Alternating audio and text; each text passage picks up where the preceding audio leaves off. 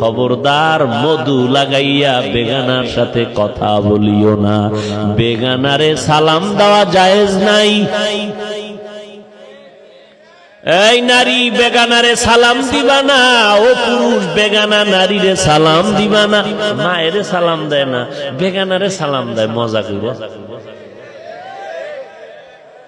মাকে সালাম দেয় না।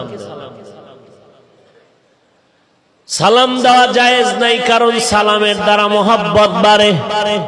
বেগানারে সালাম দিয়া মোহাব্বতের পার্সেন্ট বাড়তে বাড়তে দর্শন হবে, দর্শন থেকে ধর্ষণ হবে। একটা হইল দর্শন, আর একটা কি ধর্ষণ। তাহলে মোহাব্বতের মাধ্যমে প্রথম হবে দর্শন। কত আর মিস কল, বট গাছের তলায় আও না, একটু দর্শন করি। দর্শনের মাধ্যমে হবে ধর্ষণ। এই জন্য আল্লাহ কি মজার কথা বলছেন, হাফেজও হইলাম না, কোরআনও টেবিলে পাইলাম না। قل للمؤمنين يغضوا من أبصارهم ويحفظوا فروجهم